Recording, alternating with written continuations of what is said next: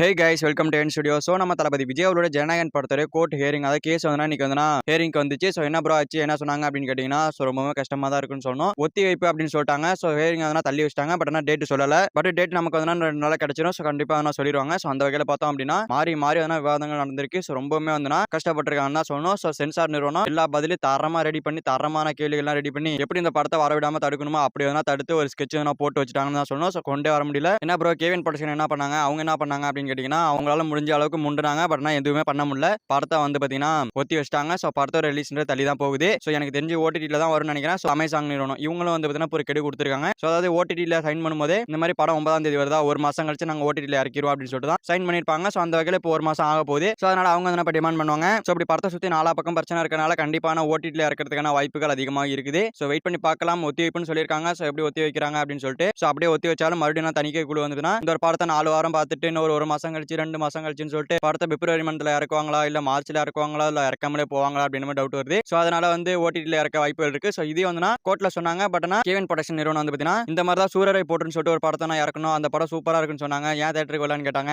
So அது மாதிரி இதுவும் ஆயிடுச்சுன்னா என்ன பண்றது, அதனால தான் தியேட்டருக்கு தான் வரும்னு சொல்லிட்டு இவங்களும் சொன்னாங்க. சோ அவங்களும் சொன்னாங்க. சோ அடிச்சுட்டு அடக்குறாங்க. சோ தளபதி விஜய் அவர்களை நாலா பக்கமும் சுத்தி சுத்தி அடிக்கிறாங்க. சோ தளபதி விஜய் சுத்தி சுத்தி இந்த ஒரு ஜனநாயகன் படம் அடிக்கல. பட் ஆனா கேவின் ப்ரொடக்ஷன் பாவாங்கன்னா 500 கோடி ரூபாய் பணத்தை போட்டு நிக்கிறாங்க. சோ என்ன சொல்றதுன்னு தெரியல. வெயிட் பண்ணி பார்க்கலாம். நெக்ஸ்ட் ஹியரிங்ல என்ன மாதிரி தீர்ப்பு வரும்னு சொல்லிட்டு. சோ வெயிட் பண்ணியே வெறி ஆகுதுன்னு சொல்லணும். அதாவது ஹைப்ல வெறியான சூப்பரா இருக்கும். பட் ஆனா இது வந்து பேட் நியூஸா வரதுனால கண்டிப்பா கடுப்பாகுது சென்சார் வந்து பார்த்தாலே. சோ வெயிட் பண்ணி பார்க்கலாம் அடுத்ததுல. சோ அடுத்தது அந்த அப்டேட் பண்றேன். அடுத்து என்ன டேட் அப்படின்றது அப்டேட் பண்றேன். ஓகே ஃப்ரெண்ட்ஸ், தளபதி விஜய் அவரோட ஜனநாயகன் படம் மறுபடியும் தள்ளி போகுது. சோ இதை பத்தி உங்களோட opinion கமெண்ட்ல சொல்லுங்க. இந்த வீடியோ பிடிச்சிருந்தா லைக் பண்ணிட்டு இந்த மாதிரி தமிழ் சினிமா இருக்கிற மூவிஸ் அப்டேட்ஸ் தெரிஞ்சுக்க நம்ம சேனல் சப்ஸ்கிரைப் பண்ணி சப்போர்ட் பண்ணுங்க. ஓகே தேங்க்யூ ஃபார் வாட்சிங். அடுத்த வீடியோ பார்க்கலாம். தேங்க்யூ. சோ வாய்ஸ் கொஞ்சம் அப்படி இப்படி இருக்கும். அப்படின்னா வெளில நிக்கிறேன். சோ டைம் இல்லாதனால அப்படி பேசியிருக்கேன். சோ அதனால அடுத்த வீடியோல முடிஞ்ச வரைக்கும் பெட்டரா ட்ரை பண்றேன். தேங்க்யூ ஃபார் வாட்சிங்.